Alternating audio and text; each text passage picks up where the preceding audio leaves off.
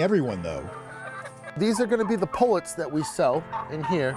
At the Waltham Agway store, the hens are healthy and flying while shuffling off the shelf. Hi, guys. Chickens are Dan Wild's bread and butter. The hens here, $30 each. Now, they'll be laying eggs in around 18 weeks. But this flock is dwindling. There was 100 chickens in that 3 weeks ago. Now there's about 6 or 7. Why? There's been a chicken run. Customers flocking to buy do-it-yourself layers. Because the egg prices, everyone's thinking, I need to get chickens. How much has your business increased once egg prices started skyrocketing? 45% at least. I think the numbers on chicken sales this year with the egg prices is going to be phenomenal. Turkeys and turkey eggs are also popular, though here they'll never sell their stud, Edgar, an indoor regular. But also in high demand, chicks. This is a Rhode Island Red. Rhode Island Red. These 2-day-olds sell for $8 a piece. So we've already sold about 25, and then they came in yesterday. And by this weekend, hopefully we'll be down to, almost empty. Now, egg prices have ebbed since peaking in December, but economist Ernest thinks they will stay high. Consumers will continue to see higher prices for the eggs that they're buying at grocery store chains. Especially since avian flu remains an existential threat, says Abby Schuff. It looks like it will be here for the foreseeable future. But egg production isn't necessarily a harbinger of persistent overall inflation, says economic historian Adam Tooze.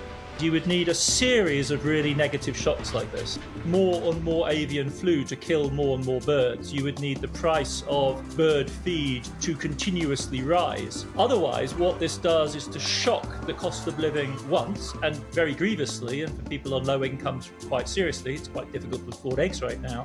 But it doesn't result in cumulative inflation, which is a 5% increase or a 10% increase every year, year on year on year on year. That doesn't mean egg consumers won't continue to feel the pinch for quite a while.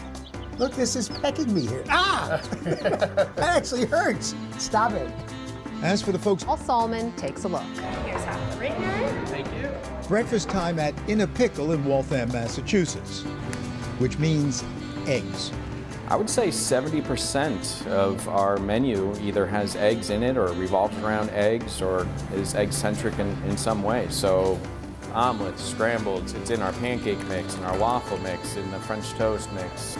People even put eggs on hamburgers too, so it even crosses over into lunch. We have hard-boiled eggs in our salads, just a lot of eggs. Eggs that, says chef owner Tim Burke, have, you know what's coming, put them in a pickle. The egg prices are just about 220% year over year right now. And that's wholesale prices, forcing Burke to hike his menu so he doesn't end up in the hole. We only went up 5% though, and we priced our eggs out at 15 cents an egg, but they're 50 cents an egg in reality. So we're kind of taking a hit in our margins, and we're just going to hope for the best that it comes down. Well, why not raise it commensurate with the actual cost to you? We wouldn't have many customers walk through the door. So eggs here have become precious.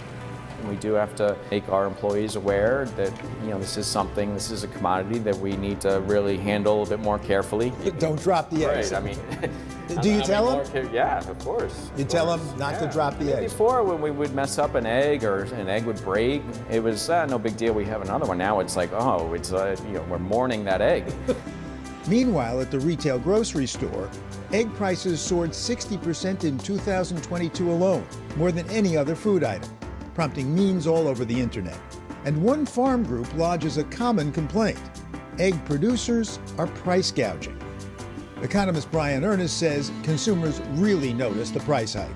On average, consumers are buying roughly 280 eggs a year. Folks always know the last price that they paid for a gallon of gas, and they typically know the last price they paid for a dozen eggs. Multiple factors are driving today's prices, says poultry educator Abby Schuff, including Higher feed prices. Our grain prices, grain markets have hit some record highs over the last several months. Transportation costs, labor shortages, as well as labor wages.